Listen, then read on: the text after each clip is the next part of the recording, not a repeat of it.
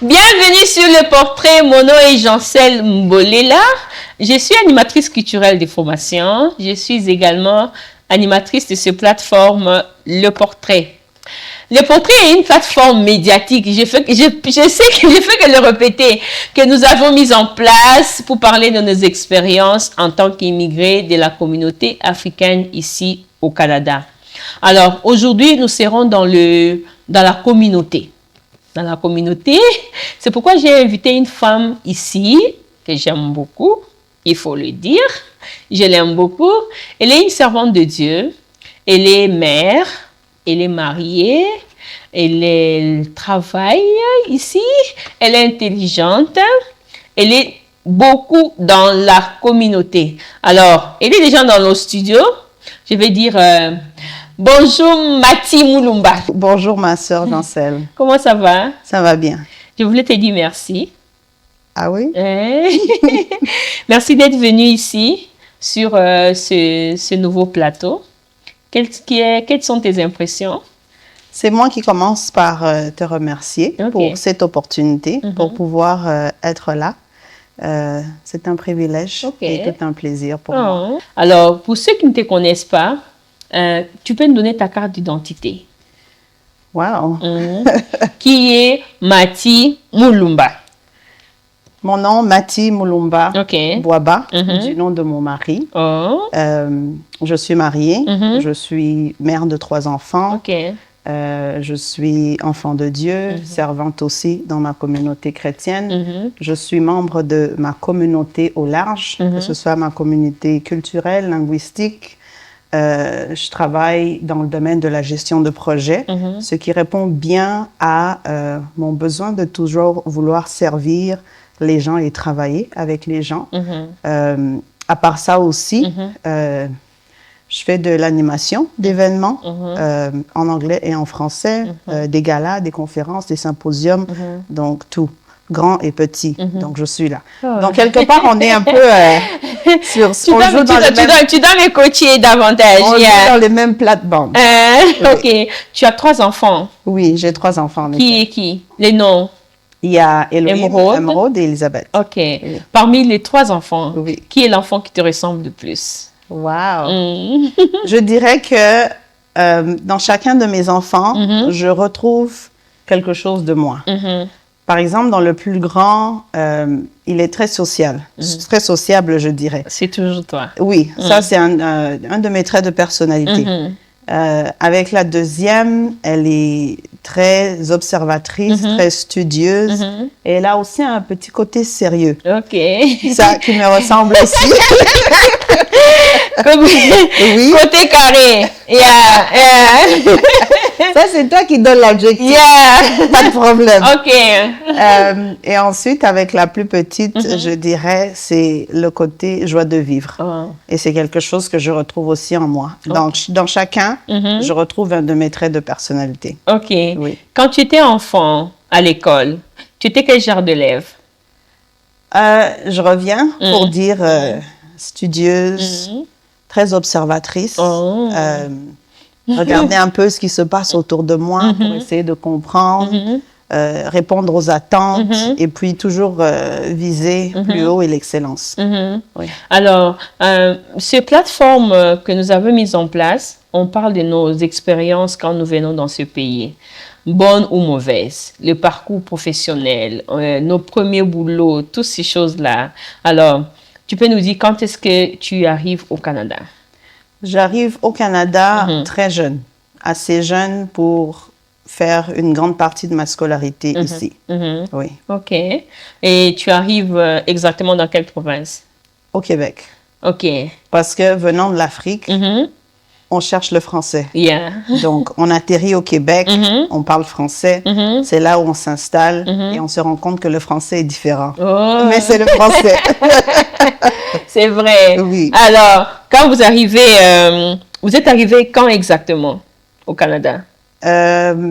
J'étais quoi? En 7e année. Oui. Non, l'année où vous êtes arrivé. En 95.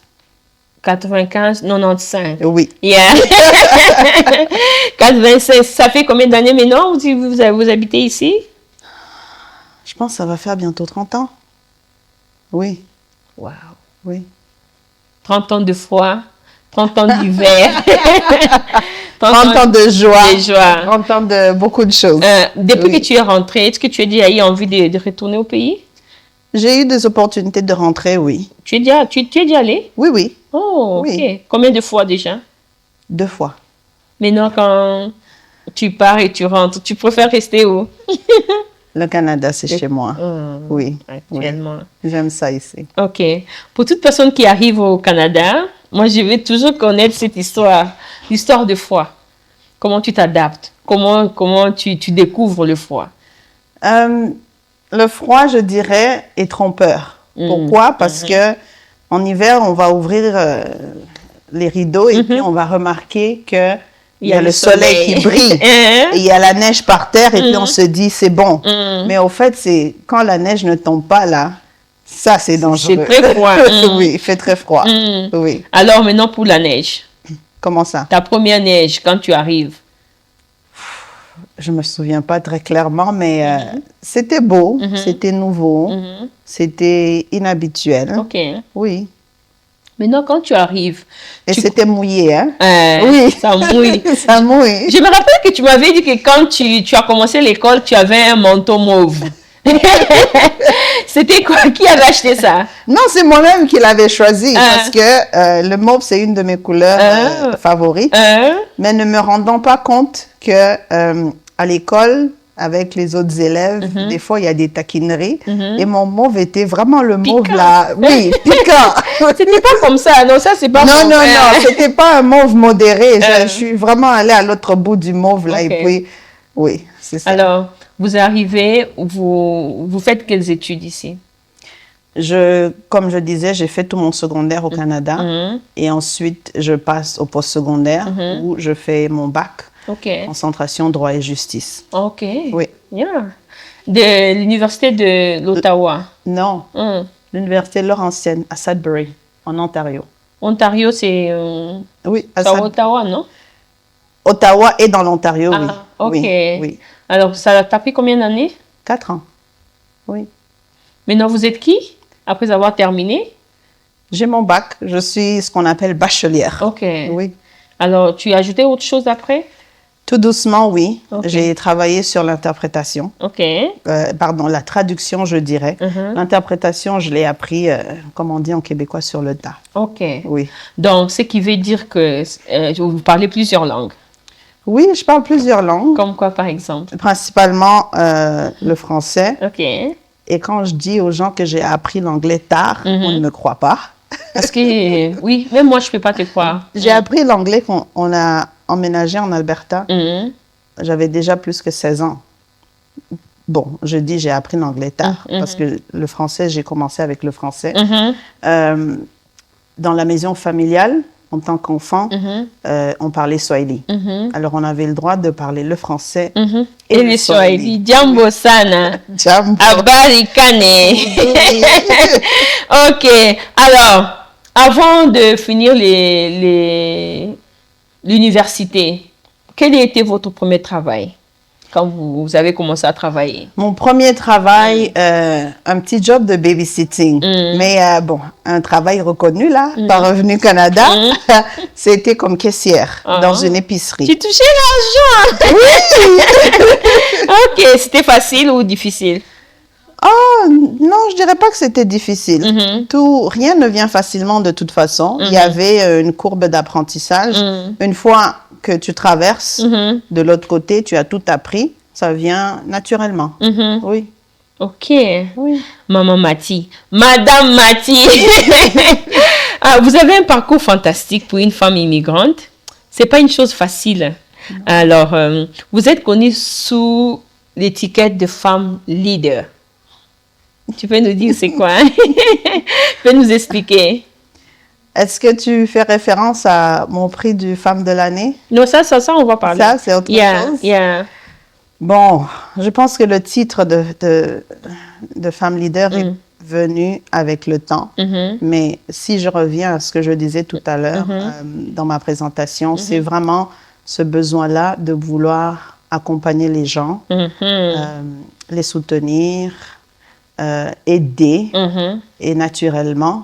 Je pense qu'avec le temps et l'influence, c'est comme ça que le titre de femme leader est arrivé. OK. Oui. L'année dernière, vous avez reçu un prix PCB Award. J'étais très contente d'ailleurs pour votre prix de l'année là. Alors, c'est quoi les PCB Awards? PCB Award, c'est le Pan Culture Bridge Award. Et le prix que j'ai reçu comme femme de l'année était en collaboration avec la coalition des femmes de l'Alberta. Encore là, c'est pour reconnaître l'impact qu'une femme a eu particulièrement dans sa société, dans la communauté, au cours d'une année spécifique. Bon, c'est pas juste au cours d'une année, mais au fil du temps. Et puis cette année-là, il y a eu des votes. Et puis j'avais voté. Merci. J'avais voté. Je l'ai même partagé sur mes réseaux. Merci beaucoup. Parce que je vous apprécie énormément. Merci. Alors, à la suite des candidatures, il y a le vote et puis ensuite il y a la reconnaissance qui vient avec. Oui. Alors, c'est chaque année, ça s'est fait? Oui, c'est chaque année. D'ailleurs, il y a les votes qui vont commencer là au mois de décembre pour cette année. Tu es encore là ou bien? Non. C'est une fois seulement? Oui, c'est une fois. Et puis on laisse la place à d'autres personnes. Oui, on laisse la place à d'autres personnes. OK. Oui. Quand je faisais mes recherches sur vous, j'ai lu quelque part, vous êtes coordinatrice du groupe de parents multiculturels francophones. J'étais. Vous n'êtes plus? Non, je ne suis plus. Oh, j'ai été coordonnatrice du groupe de parents francophones multiculturels de 2012 à 2019. Oh! Voilà. Oui, à peu près 6 ans. OK. Oui. C'est un groupe qui sert à accompagner les parents, nouvellement parents, que ce soit en Alberta, au Canada, ou nouvellement parents tout court. Parce qu'on sait que des fois, le parcours de parents, surtout si c'est la première fois, c'est une expérience qui vient avec beaucoup de choses. Et ce groupe-là sert à donner une opportunité pour que les parents puissent venir ensemble et échanger, apprendre. On offre des ateliers, des formations et de l'accompagnement. C'était facile? Quand même, oui. Avec plusieurs races. Oui. C'est intéressant parce que c'est là aussi où il y a l'opportunité d'apprendre sur d'autres cultures multiculturelles, n'est-ce pas? Le point commun, c'est nous sommes tous parents, nouvellement parents, et nous sommes tous francophones. Alors, c'était un groupe francophone. Et pourquoi vous avez abandonné? Non, je n'ai pas abandonné. J'ai laissé la place à quelqu'un d'autre. Donc, c'est comme un mandat des années ou des Non, ce n'est pas un mandat. Je l'ai fait pendant presque 6 ans. J'ai senti qu'il était temps pour moi de passer à autre chose. Et je me suis assurée de laisser une bonne relève. Ah, une bonne relève. Oui. Ça, c'est bien. Alors, j'ai une question comme ça. Qu'est-ce qui fait que dans nos communautés, dans des grandes sphères de décision, nos communautés ne sont pas vraiment représentées? Il y a plusieurs facteurs. Il y a le facteur que... Est-ce que d'abord c'est vrai ou c'est faux? Non, c'est vrai. C'est vrai. Oui, c'est vrai. Il y a le facteur du fait qu'on est en train de parler des immigrants, immigrés, tout ça. On vient d'ailleurs. Quand on arrive ici, il y a le temps qu'il nous faut pour connaître le système avant de complètement s'intégrer, de s'intégrer totalement. Il y a aussi le moment où il faut jongler les priorités. Il faut d'abord chercher l'argent. Surtout quand tu viens avec la famille. Oui, il faut s'occuper de la famille, il faut stabiliser les enfants, il faut. Donc, je ne dirais pas qu'on perd le temps, mais le temps passe et des fois, le temps de se récupérer pour dire « Ah, là maintenant, je veux m'y mettre, je veux faire ci, je veux prendre ma place. Il y a du temps qui est écoulé. C'est vrai qu'on est rare dans ces lieux d'instance de décision, mais je ne dirais pas qu'on est complètement absent. Et je pense qu'avec le temps, les choses se sont améliorées de plus en plus. On va voir des personnes qui vont se retrouver dans les instances de décision, de personnes d'origine africaine. Ici, les gens sont représentés dans des communautés. Si tu parles, par exemple, la communauté indienne, Et ils sont vraiment nombreux d'ailleurs ici. Ils sont représentés dans d'autres domaines. Ils s'entraident entre eux. Est-ce que tu trouves que nous aussi, on s'entraide entre nous? Oui, beaucoup. Oui. Comment ça? Parce que tu m'as invité ici. Non, mais eux là, par exemple, quand tu viens, tu cherches du travail. Oui. Ils te cherchent vraiment le travail et te trouvent le travail. Nous aussi, on s'entraide. Peut-être que les écoles ne sont pas aussi forts, mais on s'entraide. Je me rappelle quand je suis arrivée, tu as cherché le travail pour moi. Tu as demandé aux gens, est-ce que vous avez quelque chose, on doit faire? Je n'avais pas trouvé le travail, mais j'avais vu l'engagement. Ah, voilà. En tout cas, merci beaucoup. Ça fait mais ce n'est pas assez pour notre communauté. Mais il faut comprendre, si je prends l'exemple de la communauté que tu as mentionné, ma chère Jancel, c'est qu'ils sont ici peut-être, ça fait beaucoup plus longtemps. Années, beaucoup plus longtemps que nous. Moi, je te parle de bientôt 30 ans, mais je suis, disons, la génération d'enfants d'immigrants ici, donc la première génération d'enfants immigrants. Ici, eux, ils sont ici peut-être 2-3 générations déjà. Donc, il faut prendre ça en compte. Ils sont nombreux. Oui. Alors, en dehors d'être femme leader communauté dans la profession, vous êtes aussi dans la communauté, mais à l'église, dans le ministère. Oui. Alors, quand est-ce que vous arrivez à JCC? J'arrive à l'église Cité Jérusalem en 2006. Oui. Je finis mon bac à Sudbury, en Ontario. Je reviens à la maison parce que d'Alberta, c'est chez moi. Et là, je m'installe et puis j'atterris à JCC. OK. D'abord, pour dire, pourquoi vous êtes venu ici, à Edmonton, alors que vous étiez là-bas? Venant du Québec? Parce que apparemment on devait apprendre l'anglais. Maintenant vous parlez l'anglais, vous pouvez retourner? Vous pouvez retourner au Québec? Non, il n'y a pas de... à l'Alberta, c'est un point de non-retour. Alors, vous êtes à JCC, et vous et votre mari, vous êtes responsable du département de famille et enfants. C'est ça? Famille et les couples. Famille et couple. Oui. C'est quoi votre mission? La mission du ministère des couples et des familles à l'église Cité Jérusalem est d'établir une plateforme pour encourager les couples, pour fortifier les mariages, pour arriver à comprendre et à réaliser qu'on peut être marié, rester marié longtemps et rester marié heureux pour faire bâtir et élever une famille saine. Vous êtes aussi marraine de plusieurs couples. Hein? Entre autres, je ne vais pas citer les noms, vous êtes marraine. Ça fait combien d'années vous êtes mariée? Oh, wow, c'est une intéressante question. Jancel, dans 10 jours exactement, on fait 18 ans de mariage. Hey, félicitations. Merci. Donc, c'est possible de se marier et de rester marié. C'est très possible. Au Canada? Oui. Amen. Oui. Ouais, on va faire comme vous. Alors, on va passer. Alors, vous êtes à JCC et vous travaillez aux côtés de Pasteur Noé. Combien de temps vous avez pris à travailler aux côtés de Pasteur Noé? Comme je disais tout à l'heure, je suis arrivée à JCC en 2006. Avec toute la famille? Non, je suis arrivée seule. Et ensuite, mon mari m'a rejoint. Oh! Oui, et on est resté pour la JCC. Et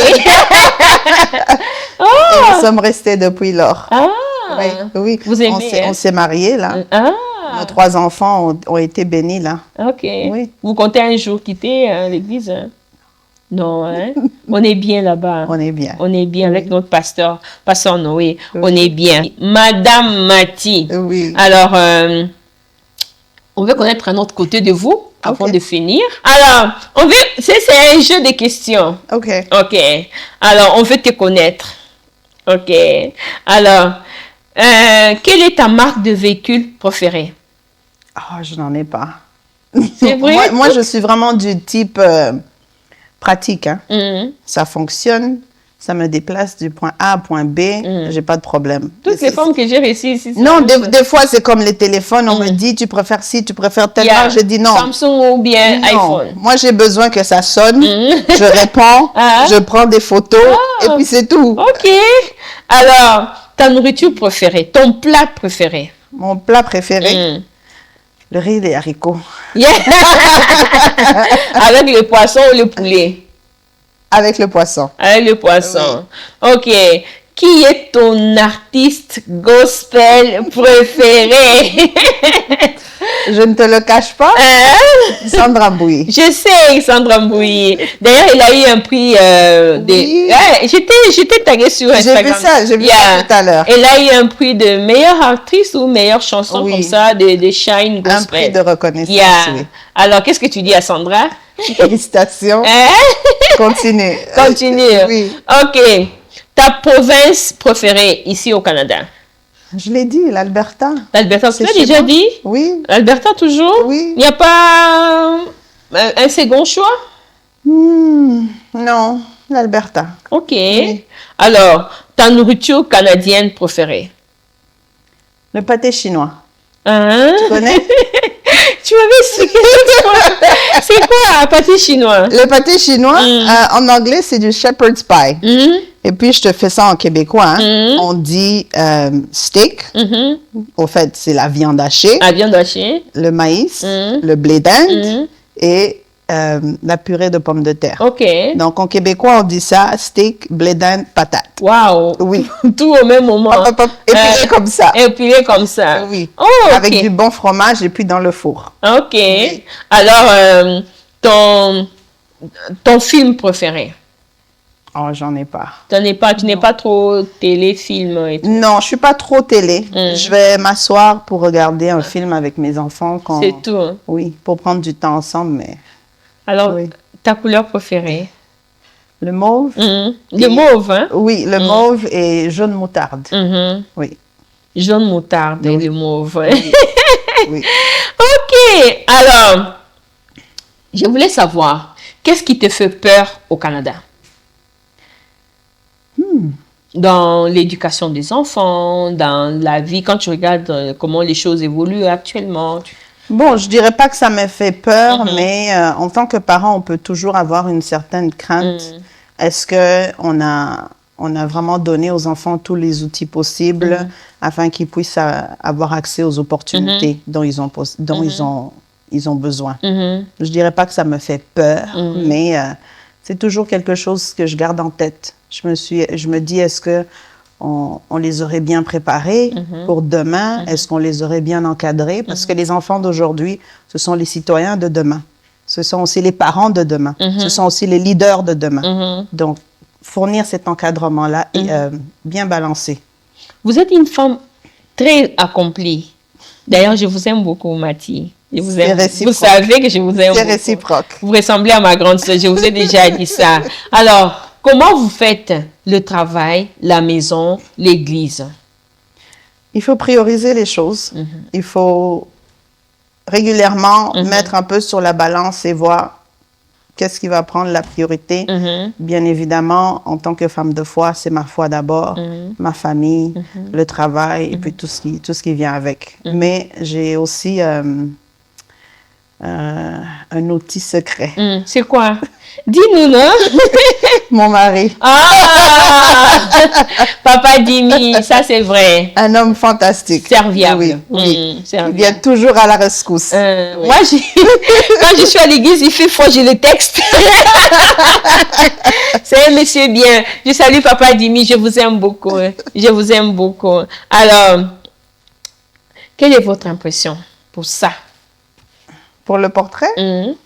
Je dis que c'est une initiative merveilleuse. Je trouve que c'est une bonne initiative pour nous donner un espace de pouvoir partager, communiquer, surtout apprendre, parce qu'on n'y arrive pas tout seul. Comme vous l'avez dit tout à l'heure, je suis une femme de la communauté. Moi, je crois que c'est possible de vivre en communauté, de vivre ensemble, d'apprendre ensemble pour pouvoir évoluer et aller ensemble très loin. Il y a un proverbe africain qui dit, si tu veux aller vite, va tout seul. Mais si tu veux aller loin, Donc, vous affirmez que c'est possible de vivre en communauté? Très possible. Très possible. Oui. Bon, alors, toi, on est l'exemple. Alors, il y a un couple qui a trop de disputes, qui veut carrément se séparer, surtout avec tout ce qui se passe au Canada. Quel conseil je dois donner en tant que gestionnaire de couple? Gestionnaire de couple. La clé, c'est la communication. Mais une communication franche et transparente. On met tout sur la table, on discute, on échange sans jugement. Laisser l'autre vraiment vider son sac, vider son cœur. Mais être aussi prêt à recevoir et à accepter ce que l'autre a partagé. Et ensuite, il faut faire des compromis. Moi, j'aime une certaine couleur. Mon mari va peut-être pas aimer la même couleur. Peut-être, cette fois-ci, on va utiliser ma couleur. La prochaine fois, on va utiliser la tienne. Donc, il faut faire des compromis. Et ils ont mis à table, ils ont parlé, mais ça marche toujours pas. Aller chercher Dieu. Amen. Ça, c'est la femme de foi. Oui. Alors, on tente déjà à la fin. C'était court, hein? Tu vois, c'était pas beaucoup. Mais quand je réalisais cette émission, il y a 2 amis qui ont envoyé un message. Tu veux que je te les lise? Ok. Ok, je vais te les lire.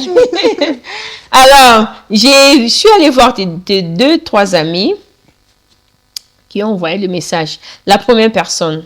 Je veux que je cite les noms ou bien que je... Non. Tu veux pas que je cite les noms? Laisse-moi deviner. Ok. Tu veux deviner? Oui.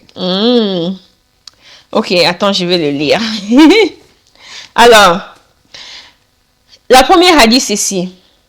Mathie est une excellente femme. C'est une maman accomplie. Elle est gentille. Elle est serviable. Elle répond présent. Elle est ponctuelle. Elle a le savoir-vivre en communauté. C'est pourquoi vous êtes femme leader, n'est-ce pas? Elle est très serviable. Elle n'est pas hypocrite comme les femmes d'ici. Hein? Il y a d'autres personnes qui sont hypocrites. Elle est gentille. Elle rend service sans rien attendre au retour. Je l'aime de tout mon cœur. Elle n'est plus seulement une amie aujourd'hui.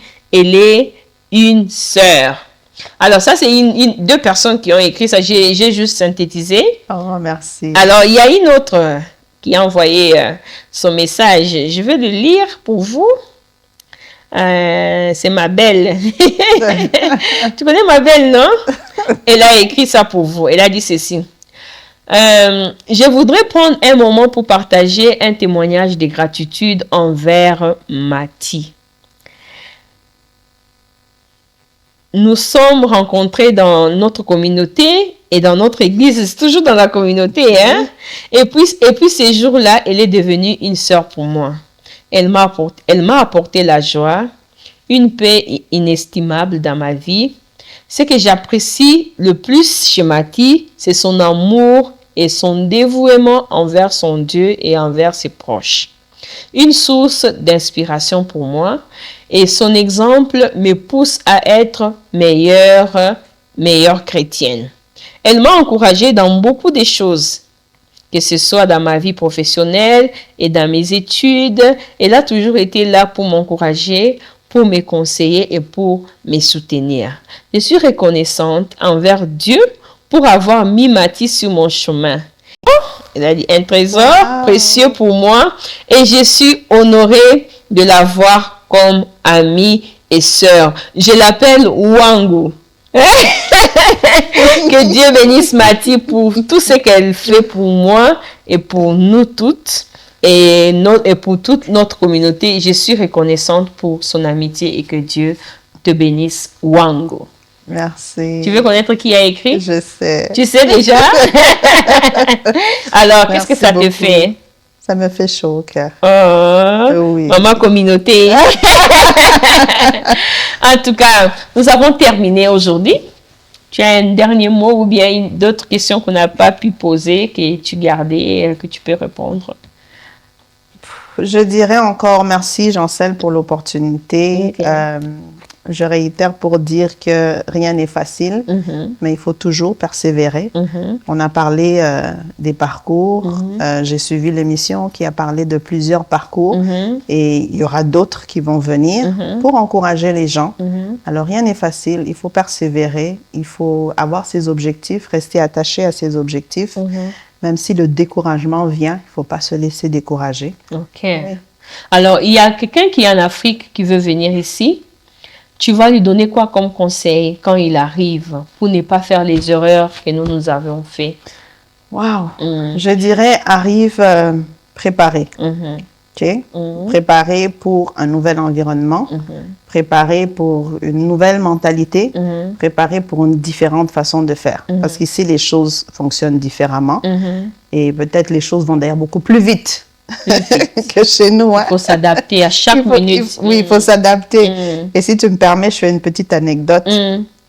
Une fois, ma mère me dit, mais tu marches trop vite. Tu marches trop vite pour une femme. Je dis, ah oui? C'est comme ça ici. Oui. C'est comme ça ici. Inconsciemment, j'ai pris la démarche de vite. Parce que tu regardes le temps. Si tu dois attraper le bus, il arrive à une certaine heure. Le bus ne va pas t'attendre. Si tu le rates, tu attends un moment pour dire, il faut venir préparer. Préparer, organiser. Il faut venir avec ses objectifs. Il faut aussi être flexible. Parce que les choses peuvent prendre du temps. Il va falloir peut-être se réajuster un peu. Exactement. On entend beaucoup parler de ceux qui sont obligés peut-être de changer de carrière parce que la reconnaissance des diplômes, la reconnaissance des acquis peut prendre du temps. Changer carrément. Oui, il faut venir l'esprit ouvert. Il faut venir avec un esprit où on est prêt à avoir des opportunités aussi et savoir faire un bon choix. OK. Oui. Alors, nous tendons vers la fin de l'année. Alors, est-ce que tu as le vœu le meilleur envoyé à ceux qui te sont proches? Oui. Ceux qui te sont chers. Mais, bonne année à ma famille. Bonne année à mon église. Bonne année à mes amis. Amen. Bonne année à Jean-Seb. Merci. Merci beaucoup. Bonne année à Fiston Wabo. Les grands réalisateurs. Merci beaucoup. On a fini. Merci. Tu vois qu'on a fini, n'est-ce pas? Oui. Alors, tu vois, on a fini à 17h55. Merci à tous de nous avoir suivis. Demain, c'est l'anniversaire de Paolo Mudiambi Bakatuseka, champion béton. Merci à tous de nous avoir suivis. Rendez-vous l'année prochaine en 2025. On doit mettre beaucoup de choses en ordre et on va tous apprécier. Bye bye.